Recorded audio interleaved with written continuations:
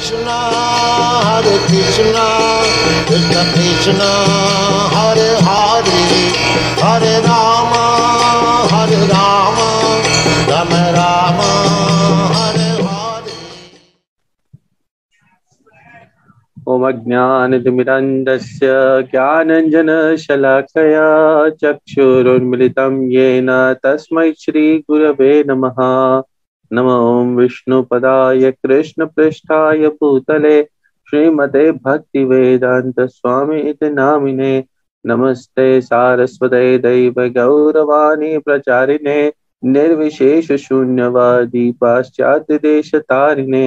जय श्री कृष्ण चैतन्य प्रभु नित्यानंद श्री अद्वैत गदाधर शिवासादि गौर भक्त वृंद। हरे कृष्ण कृष्ण कृष्ण हरे हरे, हरे राम राम राम हरे हरे।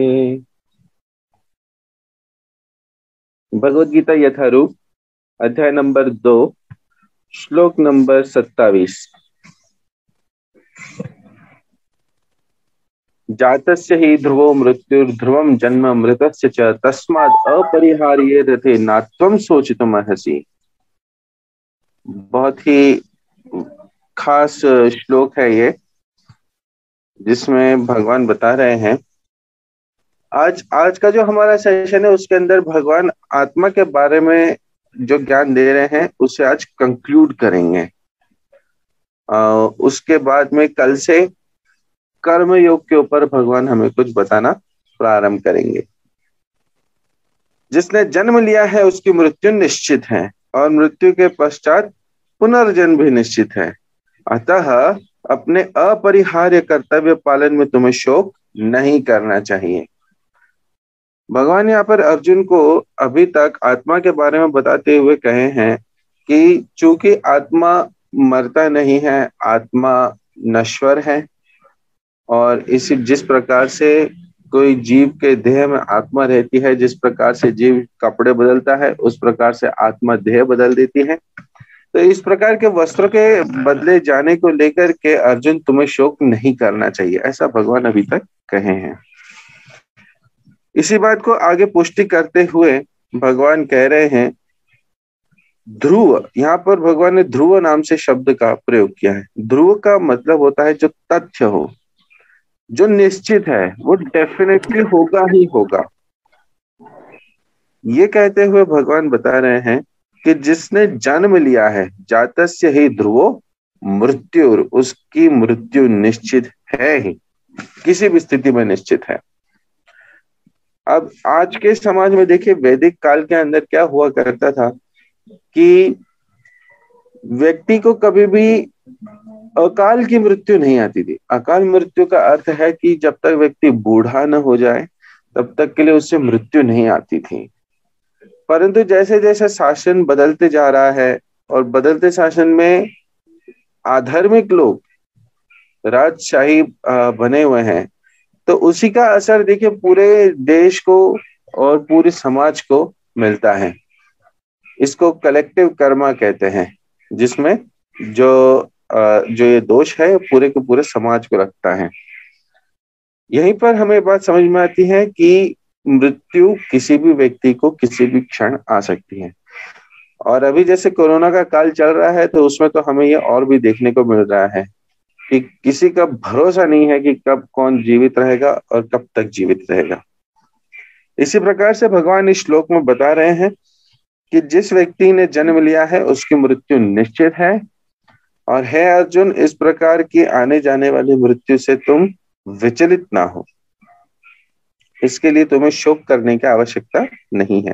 तात्पर्य, मनुष्य को अपने कर्मों के अनुसार जन्म ग्रहण करना होता है और एक कर्म अवधि समाप्त होने पर उसे मरना होता है, जिससे वह दूसरा जन्म ले सके। इस प्रकार मुक्ति प्राप्त किए बिना ही जन्म मृत्यु का यह चक्र चलता रहता है। जन्म मरण के इस चक्र से वृथा हत्या, वध तथा युद्ध का समर्थन नहीं होता। देखिए यहाँ पर भगवान यही बात बता रहे हैं कि मनुष्य अगर कभी जन्म लेता है तो वो क्यों लेता है? वो अपने कर्मों की वजह से जन्म लेता है। आज अगर मैंने किसी का अहित किया है तो कल मुझे उसी को चुकाने के लिए दोबारा जन्म लेना पड़ेगा। अगर मैंने आज किसी का हित किया है तो मुझे उसे चुकाने के लिए भी, या फिर उसके फल भोगने के लिए, उसका आनंद भोगने के लिए दोबारा जन्म लेना पड़ेगा। इस प्रकार से अपने अपने कर्मों के बेस के ऊपर व्यक्ति बार बार जन्म लेता रहता है।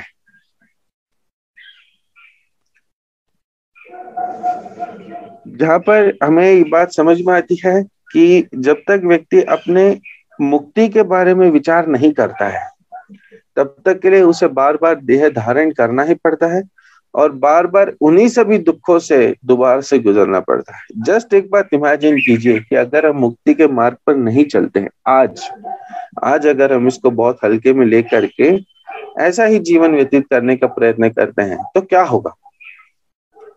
आपको दोबारा से एक मनुष्य देह मिलेगा। उस समय के लिए आगे बढ़ते समय में आपको जब देह मिलेगा आगे चल के मनुष्य का, तो दोबारा से आज के दुनिया में जितनी कंपटीशन है वो सारा फाइट करना पड़ेगा। जितनी पढ़ाई मुश्किल है वो सब कुछ दोबारा से सब कुछ करना पड़ेगा। इसी प्रकार से आगे जाकर के फिर से वापस से गृहस्थी में एंटर करना होगा, फिर से इतना सारा प्रपंच में लड़ते रहना होगा। क्या ये बात हमें बहुत आसान सी लगती है कि ये जो जीवन है इतना आसान है? और आगे चल करके जैसे शास्त्र बताते हैं कि वनस्पतियां कम हो जाएगी, पानी कम हो जाएगा और इस प्रकार से जितनी भी हमारी बेसिक रिक्वायरमेंट है वो सभी बहुत ही न्यूनतम मात्रा में अवेलेबल रहेंगे। तो क्या उस काल में जब ये सब चीजें इतनी कठिन रहेंगी, क्या ये जस्टिफाइड है कि हम वेट करें और अगले जन्म तक के लिए चलते रहें? इससे हमें समझ में आता है कि नहीं, व्यक्ति को चाहिए कि इसी जन्म में तुरंत ही जल्दी से जल्दी मुक्ति के मार्ग पर अग्रसर हो। यहाँ पर युद्ध करने के लिए भगवान जिस प्रकार से अर्जुन को प्रेरणा दे रहे हैं और अर्जुन को कह रहे हैं कि तुम्हें युद्ध करना चाहिए, उस समय के लिए प्रभुपाद जी यहाँ पर तात्पर्य में बता रहे हैं कि इसका अर्थ ये नहीं है कि हमने किसी को भी ये आज्ञा दी है कि आप किसी का वध कर सकें, अर्थात किसी की हत्या कर सकें। युद्ध करना और वध करना दोनों में अंतर आ जाता है। इसलिए प्रभुपाद जी यहाँ पर इसी बात को थोड़ा सा और एक्सप्लेन करते हुए हमें समझ में आएगा कि प्रभुपाद जी दोबारा से मांस भक्षण के बारे में हमें बात बता रहे हैं। कुरुक्षेत्र का युद्ध भगवान की इच्छा होने के कारण अपरिहार्य था और सत्य के लिए युद्ध करना क्षत्रिय का धर्म है। अतः अपने कर्तव्य का पालन करते हुए वह स्वजनों की मृत्यु से भयभीत था। शोकाकुल क्यों था? वह विधि कानून को भंग नहीं करना चाहता था, क्योंकि ऐसा करने पर उसे उन पाप कर्मों के फल भोगने पड़ेंगे जिनसे वह अत्यंत भयभीत था। अपने कर्तव्य का पालन करते हुए वह स्वजनों की मृत्यु को रोक नहीं सकता था और यदि वह अनुचित कर्तव्य पथ का चुनाव करे तो उसे नीचे गिरना होगा। यहाँ पर अर्जुन के मन का ये जो डाउट है प्रभुपाद जी में समझाने का प्रयत्न कर रहे हैं कि अर्जुन के मन में ये डाउट चल रहा है कि अगर मैंने ये युद्ध किया तो मुझे अपने विपक्ष दल में जितने लोग खड़े हैं उन सबका वध करना होगा, जो कि मेरे ही अपने लोग हैं, और इससे मुझे पाप लगेगा। परंतु जैसा कि हमने पिछली क्लास में देखा, जहां पर भगवान इस बात की कंफर्मेशन दे रहे हैं, शास्त्र इस बात की कंफर्मेशन दे रहे हैं कि धर्म पालन करने के हेतु से जो हिंसा की जाती है उसका पाप कर्म नहीं लगता है। अगला श्लोक पढ़ते हैं, श्लोक नंबर 28। सारे जीव प्रारंभ में अव्यक्त रहते हैं, मध्य अवस्था में व्यक्त होते हैं और विनिष्ट होने पर पुनः अव्यक्त हो जाते हैं, अतः शोक करने की क्या आवश्यकता है? तात्पर्य में प्रभुपाद जी यहाँ पर समझा रहे हैं कि किस प्रकार से जीव को क्रिएट किया जाता है, किस प्रकार से हम इस भूलोक में आते हैं। व्यक्त और अव्यक्त स्थिति के बारे में बताते हुए, इसको मैं ज्यादा डीप में न जाते हुए केवल ऊपर से बताऊंगा, क्योंकि ये हो सकता है कि आप कंफ्यूज हो जाएं। इसमें ये समझने की बात है कि जब आत्मा इस धरती पर नहीं आती है, इस भौतिक जगत में नहीं आती है, तब वो अव्यक्त स्वरूप में रहती है। अव्यक्त का अर्थ क्या होता है?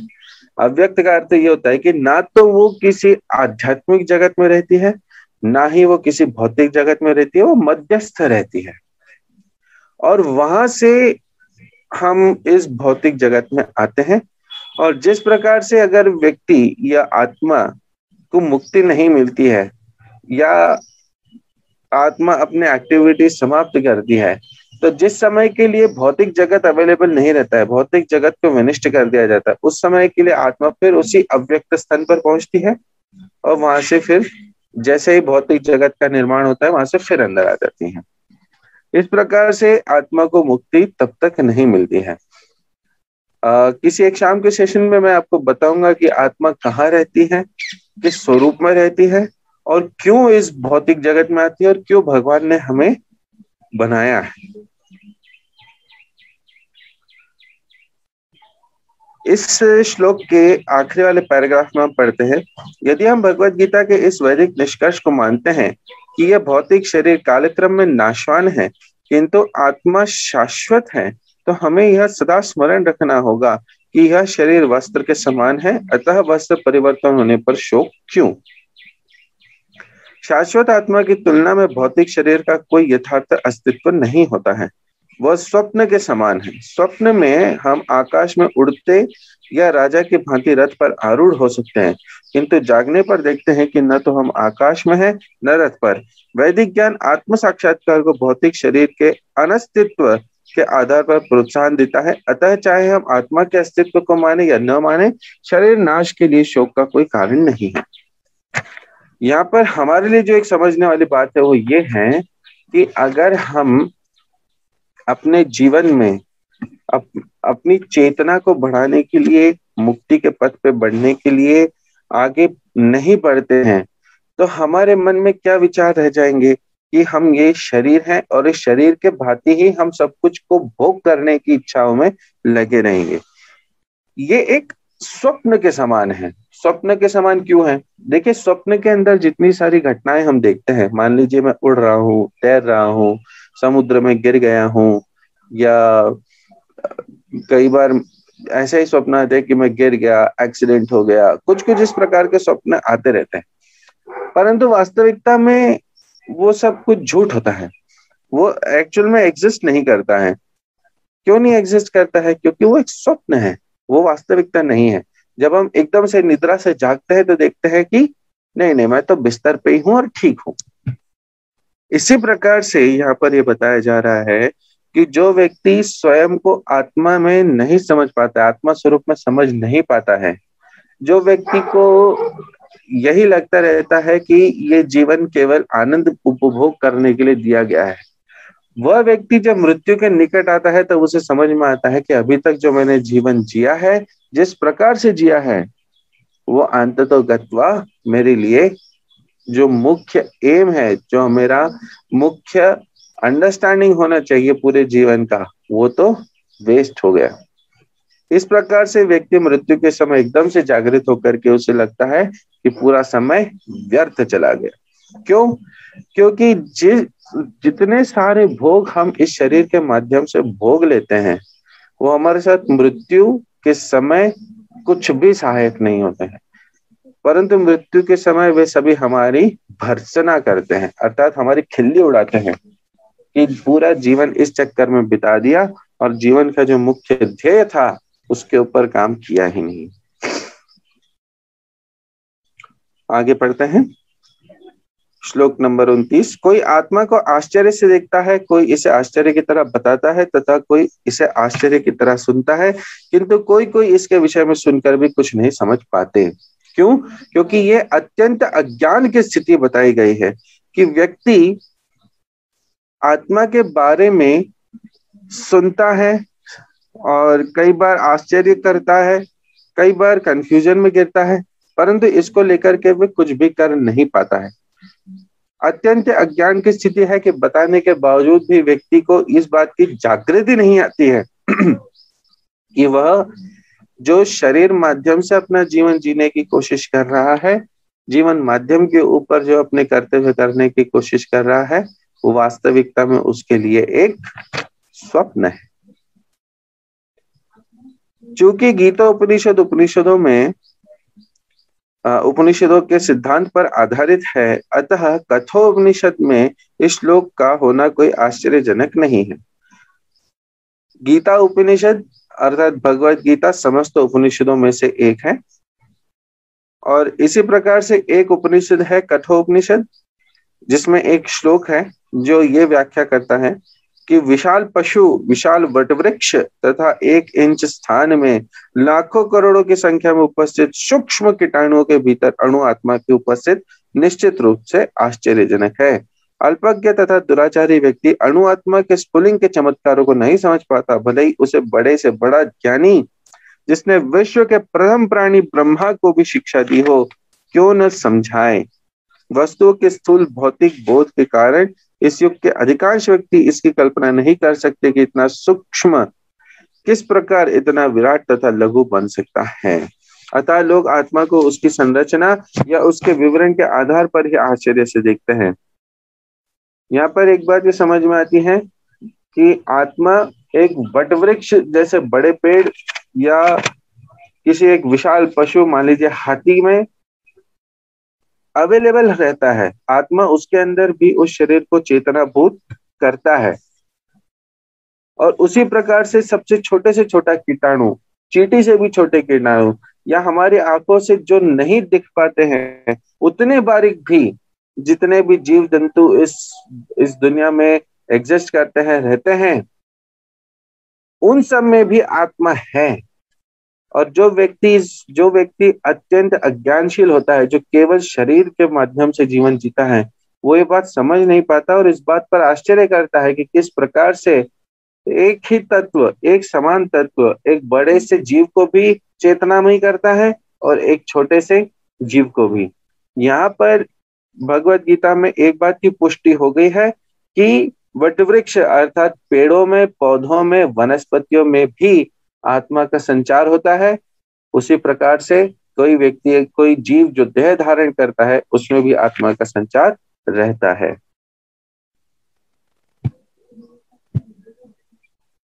ऐसे थोड़े से लोग जो आत्मा के विषय में सुनने के इच्छुक हैं, अच्छी संगति पाकर भाषण सुनते हैं, किंतु कभी कभी अज्ञानवश वे परमात्मा तथा अणु आत्मा को एक समझ बैठते हैं।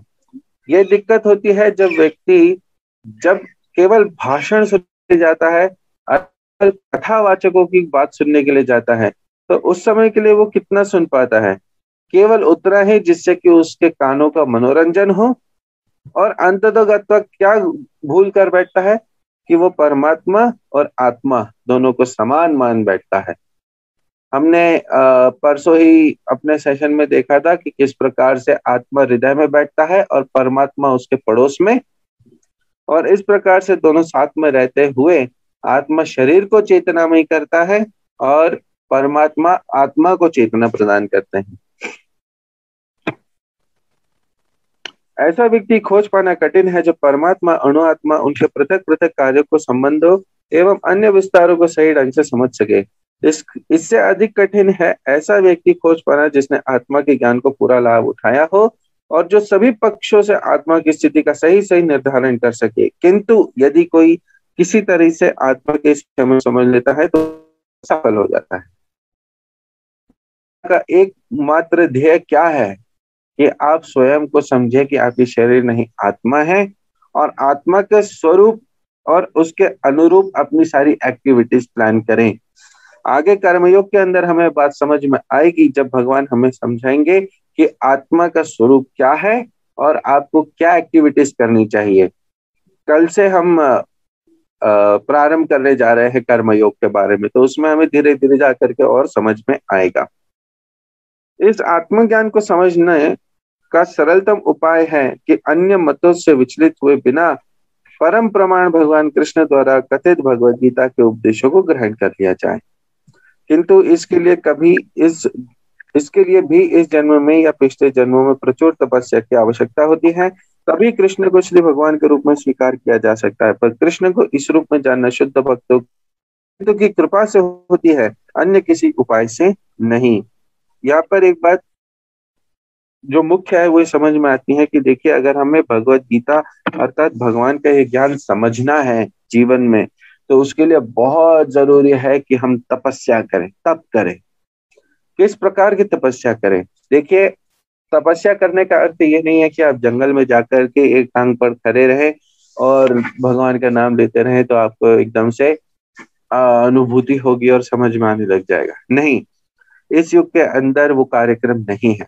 इस युग के अंदर अगर आपको तपस्या करना है तो तपस्या में सबसे पहला आता है सही समय पर सुबह को ब्रह्म मुहूर्त में सूर्योदय के पहले उठना, स्नान करना, भगवान का नाम लेना, एकादशी जैसे व्रतों का पालन करना, केवल वही खाना जो भगवान को भोग लगाया गया हो अर्थात प्रसाद पाना, प्रसाद के अतिरिक्त बाहर का कुछ न खाना। जो व्यक्ति इस प्रकार से अपनी नहीं कर पाता है, जिसके लिए कुछ भी खाओ, कभी भी सो, कभी भी उठो, कुछ भी देखो, इस प्रकार से अपने जीवन जो निर्वाह कर देता है, वो कभी भी इस परम ज्ञान को समझ नहीं पाता है। उसके लिए अत्यंत कठिन है इस ज्ञान को समझना। क्यों? क्योंकि जब तक तपस्या ना हो तब तक तपस्या के बल पर ज्ञान अर्थात साधना नहीं हो सकती है, और जब तक साधना नहीं हो सकता है तब तक हम किसी वस्तु को कैसे साध्य कर सकते हैं। इसी प्रकार से यहाँ पर एक बात और समझाई जा रही है कि जो व्यक्ति गीता समझता है या गीता के कांटेक्ट में आता है, जब गीता उसके जीवन में आती है, भगवत गीता, तो ये बात समझना बहुत आवश्यक है कि अपने पुराने जन्म के अंदर उस व्यक्ति ने कुछ तपस्याएं करी है, कड़क तपस्याएं करी है। उस व्यक्ति ने अपने पिछले जन्म में कुछ स्वीकृति प्राप्त करी है, जिससे कि उसे इस जीवन के अंदर भगवत गीता जैसे महान ग्रंथ को सुनने या पढ़ने का मौका मिल रहा है। और केवल वही नहीं, परंतु जब व्यक्ति के पास में इस प्रकार की तपस्या नहीं भी होती है, या मान लीजिए हमारा आज का जो जीवन है, उस जीवन के अंदर हमने बहुत सारा समय व्यर्थ गवा दिया है अभी तक जितना भी समय गया, परंतु अब हमारे हाथ में अगर गीता आई है तो किसी न किसी भक्त की कृपा से होती है। जो भगवान के भक्त होते हैं वो हमेशा दयालु होकर के हर समय के लिए ये कोशिश करते हैं कि कैसे हम किसी को प्रचार करते हुए भगवत गीता के ज्ञान दे सकें। इस पॉइंट पर मैं आप सब लोगों से अनुरोध करूंगा, जितने लोग हमारे साथ में अवेलेबल हैं, कि आपके पहचान में या आपके करीबी जन या जितने लोगों को हो सके, आपको एक कोशिश करनी चाहिए कि भगवत गीता का एक ज्ञान पहुंचे। या तो आप उन्हें पुस्तक वितरण कीजिए, या फिर सेशन में लेकर के आइए, या फिर जो हम बता रहे हैं यहाँ पर, जो हम आपस में चर्चा करते हुए सीख रहे हैं साथ में, उसे इस ज्ञान को सामने वालों को बांटिए। इस प्रकार से जब आप भी प्रचार करेंगे तो भगवान की अहेतु की कृपा हमारे ऊपर प्रकट होती है। 18वें अध्याय के अंदर भगवान जब अपने भगवत गीता का इस ज्ञान को कंक्लूड करते हैं, अंत में सारांश में बताते हैं, तो अर्जुन को खुद कहते हैं कि हे अर्जुन, मेरे लिए सबसे प्रिय व्यक्ति वो है जो इस भगवत गीता के ज्ञान को जन समाज में बांटे और फैलाए। आगे के श्लोक में हम पढ़ते हैं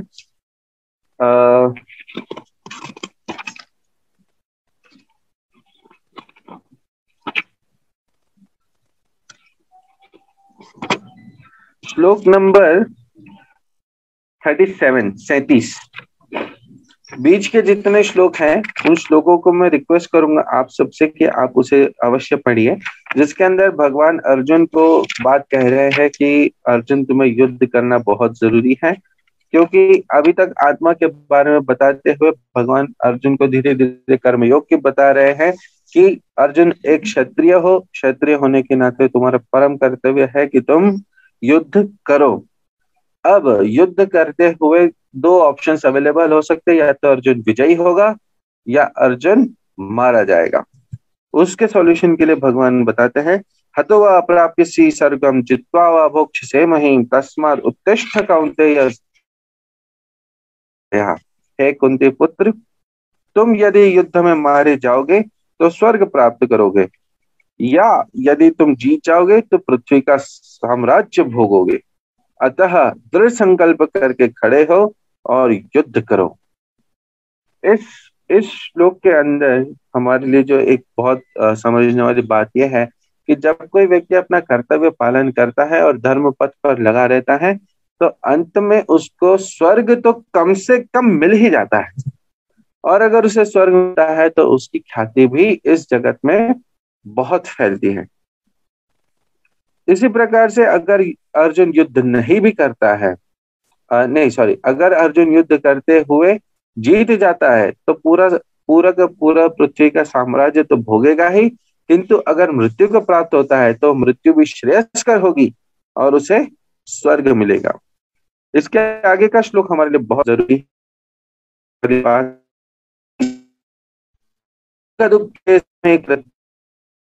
जया जयो तथा युद्धाय युज्यस्व नैनम पापम अवाप्यसि।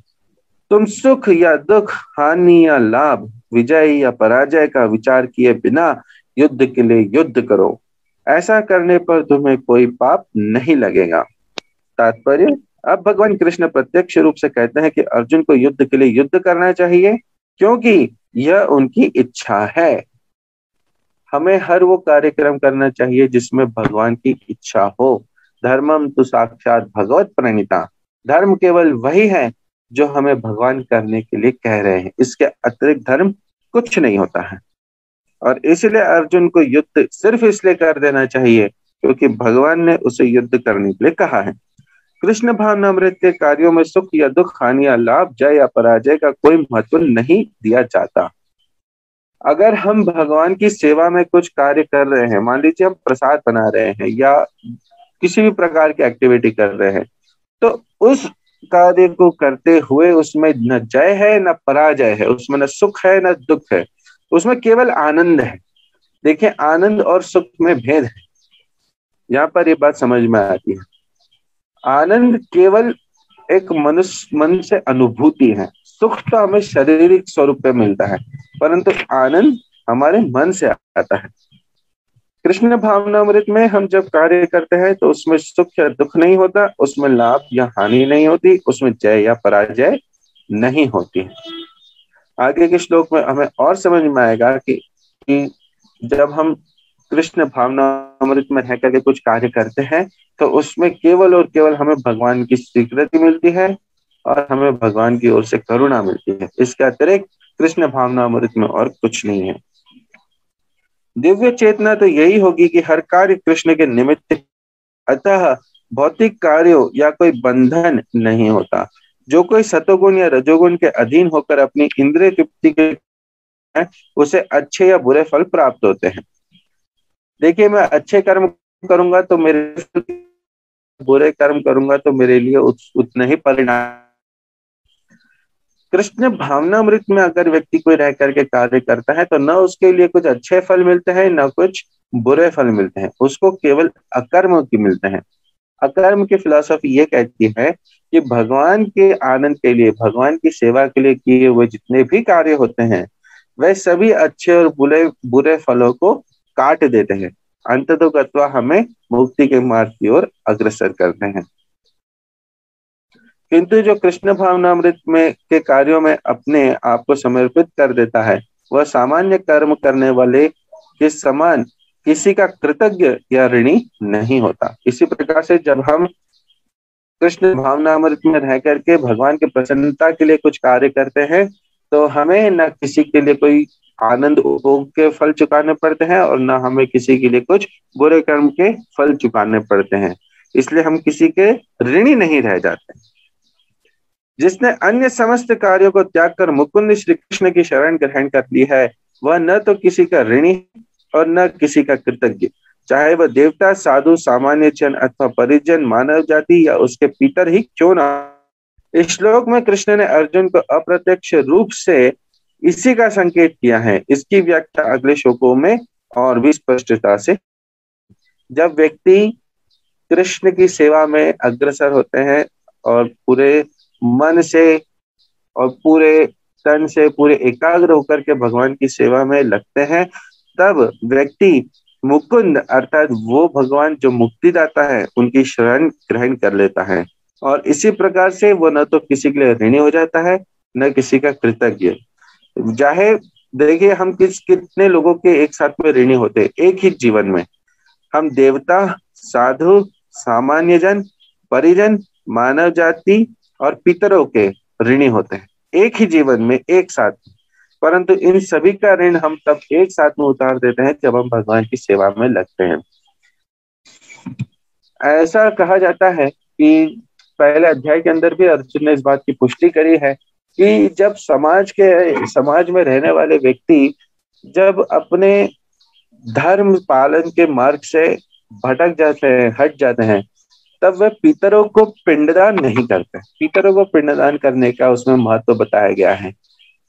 अगर पितरों को पिंडदान नहीं किया जाता है तो हमारे पूर्वज जो किसी भी लोक में होंगे या किसी भी जगह पर में होंगे, उनको वहां पर जो त्रासदी मिलती है उसके प्रति उनको कुछ रिलैक्सेशन नहीं मिलता है। परंतु पिंडदान करने के बाद से उनको उस बात के लिए कुछ समय का कुछ रिलैक्सेशन अवश्य दिया जाता है।